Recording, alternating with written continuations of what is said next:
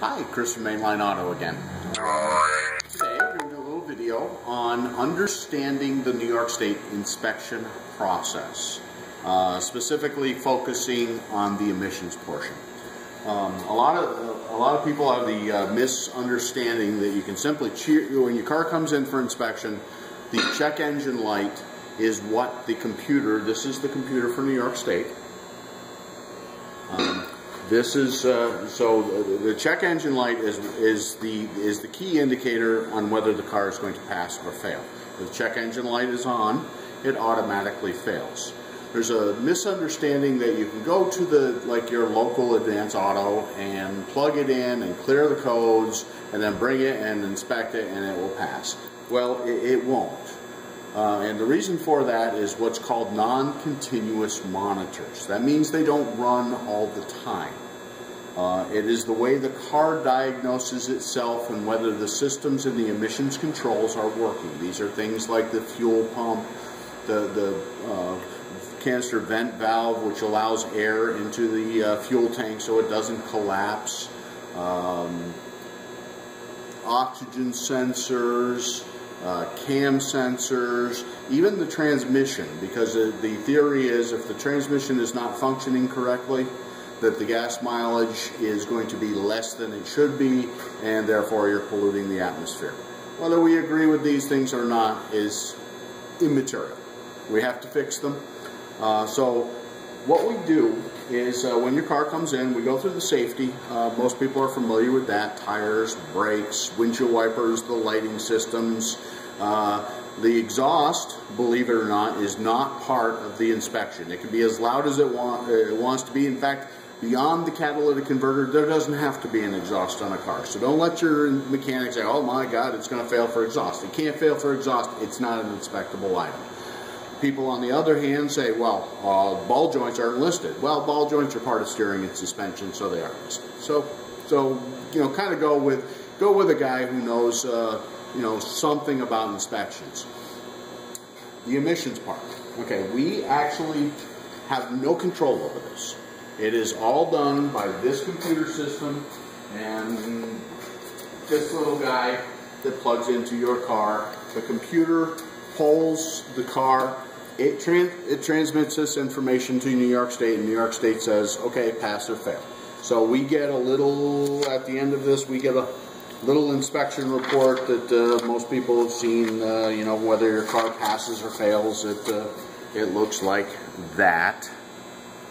And as we can see on this one, it has a code for a catalytic converter threshold.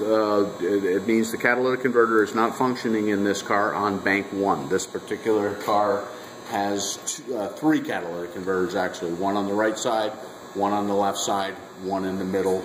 Normally the code will tell you what that is. Your inspector is not required to tell you why it fails. Your inspector is only there to tell you. You bring your car in. That's why we get only 21 bucks. We bring your car in, we plug it in, we inspect it. If it passes, it passes. If it fails, it fails. If you want additional work done to your car, you have to. Then we're into the diagnostic procedure. We'll do a video on diagnostics and what that means a little later. In a general sense, almost every inspector is going to tell you some of the codes, like this one, are self-explanatory. Needs a catalytic converter. A lot of them will be what's known as EVAP codes. EVAP is the system which handles your fuel, and from the fuel pump to the fuel rail on the motor. It's all of those components, and there are a number of them, and it can be a real pain in the neck to diagnose. Once the car, so your car comes in for inspection, it fails. The repairs are done.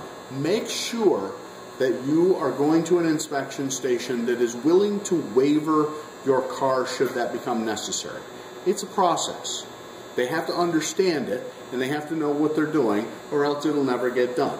Once you spend $450 on your car, provided that you are making a good faith effort and you have tried to correct what's wrong with your car, your inspector can issue you a waiver, which means you get a sticker, and hopefully within the next year you'll fix it. It's my practice to, when I make a good faith effort, like on this car. This car we did a catalytic converter on, and I'm re-inspecting it now. It's going to fail for exactly the same thing, which means that for whatever reason, what it's telling me through the computer is either not correct, or it doesn't like the catalytic converter that I put in this car, which was an OEM catalytic converter.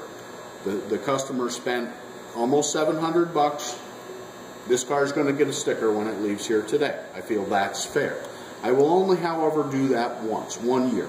From next year, okay, we gotta fix the car. If you want to keep this car, you gotta fix it. So, the important keys here are when you bring your car to an inspector, make sure they do the process. Don't go say, hey, how can I get a sticker on this car? Let them do the process the way it should be done. This way, say this car winds up in downstate New York. All of the information that I put in the computer on them having spent the money on it, whether I choose to waiver it or not, means that next garage can. So it's important to do this process properly, to understand what is happening to your car and why it's important that you allow your inspection station to do it. It's not sometimes a one-stage, bring it in, clear the codes, drive the car. Sometimes it works like that, not often. Chris from Mainline Auto, have a very nice day.